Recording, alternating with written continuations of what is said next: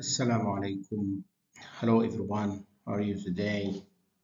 Welcome to this presentation how to adjust mean time between failure in reliability, availability, and maintainability studies for turbines as example.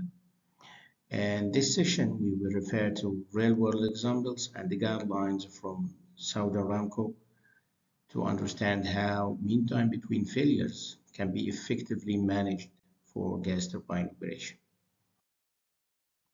Objectives of this session will be covered in two videos. Part 1 will include defining key metrics, understanding essential metrics relevant to equipment reliability and performance, also meaning of mean time between failures. So we will learn how MTBF serves as a critical reliability metric, especially for vital equipment like turbines, adjusting and refining mean time between failure, which includes methods to fine-tune mean time between failures values for critical application.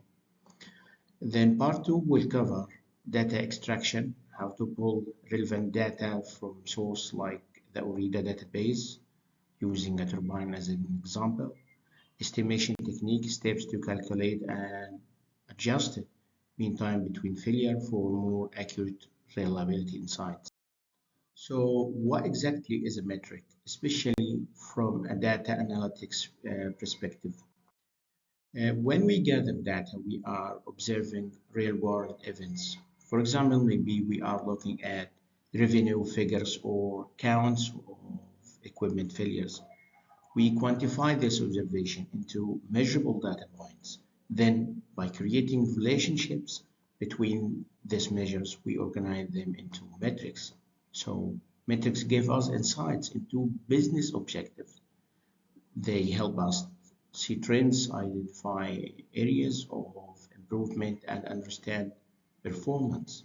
So as you see here, metrics equals measures plus business meaning. In this slide, we present an example of mean time between failure and mean time to repair. Mean time between failures illustrates the reliability of equipment. So we picture a piece of equipment that starts operating, then fails, gets repaired, returns to operation, and so on.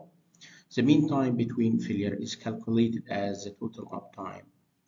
The total uptime illustrated here by T1, then it's failed during this period and repaired, then run again through T2, then and so on. TB is the repair time after failing, here is denoted by X. After that, T3 is the running operation, and as you see here, T1 is different from T2 and T3 and T4, so we need to take an average to get an insight for how this equipment working on. So mean time between failures is calculated as the total uptime T1 plus T2 plus T3 T4 divided by the number of failures, which is 4. It's a crucial metric for evaluating how long the equipment performs before encountering issues or failures. So mean time to repair focuses on the efficiency of repair. It represents the average time taken to repair the equipment. This is determined by summing all repair duration, TA, TB, here is TA, TB, TC, TD, and after summation we divided the total number by the total number of repair events. Both metrics used in RAM study, which stands for reliability, availability, and maintainability, provides a structured framework for analyzing equipment performance and optimizing operations to reduce downtime. This flowchart provides a simple overview of how to adjust mean time between failure effectively. Before delving into specific industrial guidelines, such as those followed by Saudi Aramco, let's focus on the fundamental concepts to make them easier to remember. Imagine you have a water filter in your home. if the quality of the water feed is worse than before, or if the inlet water pressure drops, or even if preventive maintenance by replacing the element is delayed, what happens? The mean time between failures will likely decrease.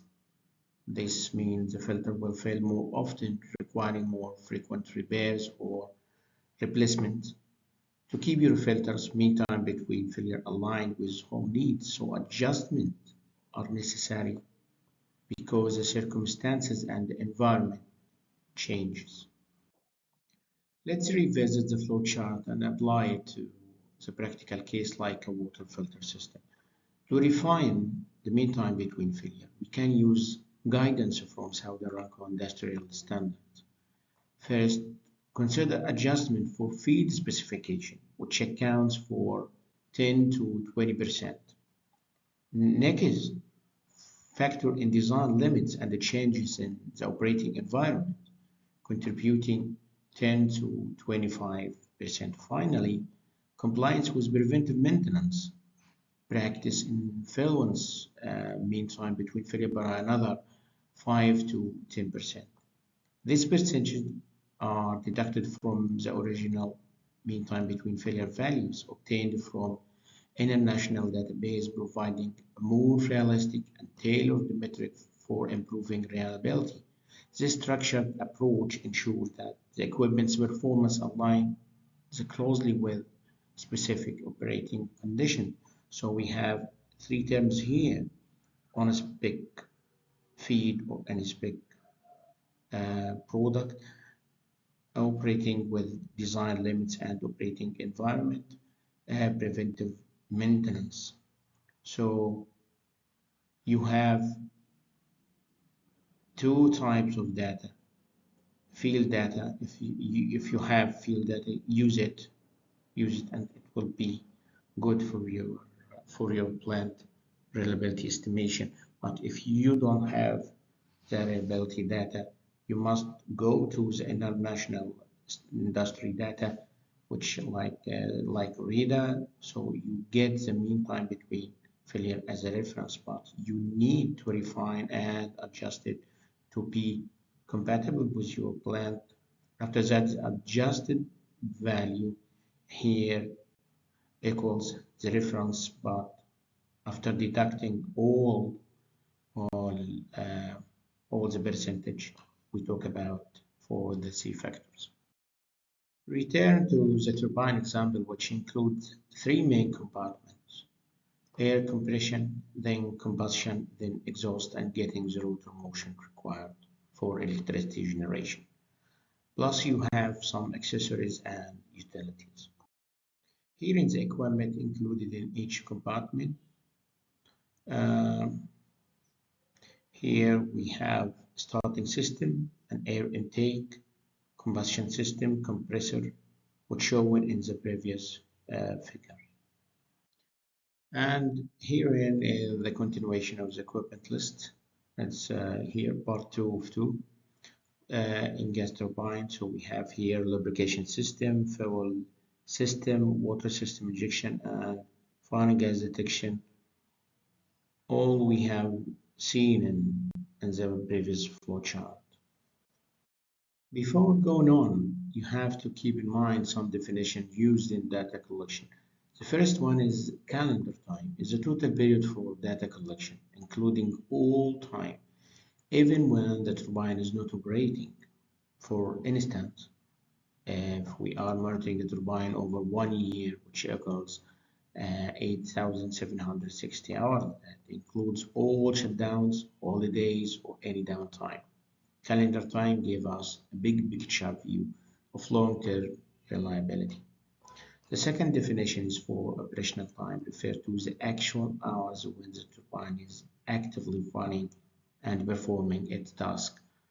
For example, if a turbine operates for 16 hours a day over 365 days, its operational time would be 5,840 hours. This metric helps us focus on the machine's performance during active periods. Active repair time is the third definition. we have to know. At the time specifically spent on repairing the turbine and getting it back to a functional state. It excludes any delay due to waiting for spare parts or planned outage. For instance, if a repair takes 5 hours from start to finish, only those 5 hours are counted as active repair time. In reliability study, understanding the severity class type is essential. We categorize failures into 4 types.